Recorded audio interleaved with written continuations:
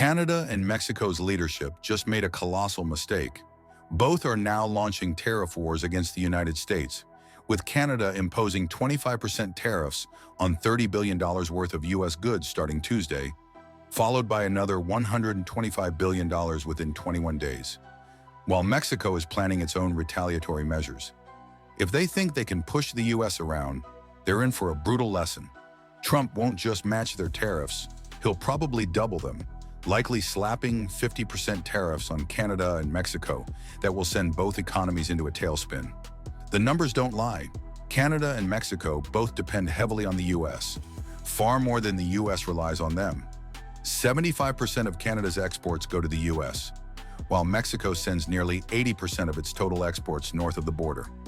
In contrast, only 14% of U.S. exports go to Canada and 16% to Mexico, meaning the U.S. can absorb this trade war much better than its so-called allies.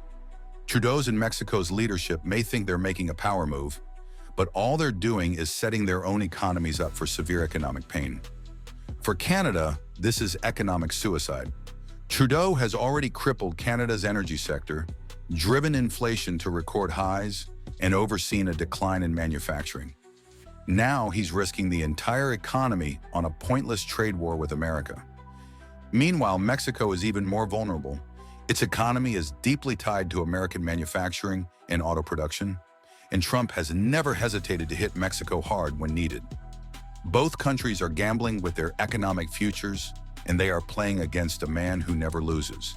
Canada and Mexico are in no position to pick a fight with their most important trade partner, but arrogance blinds their leaders to reality.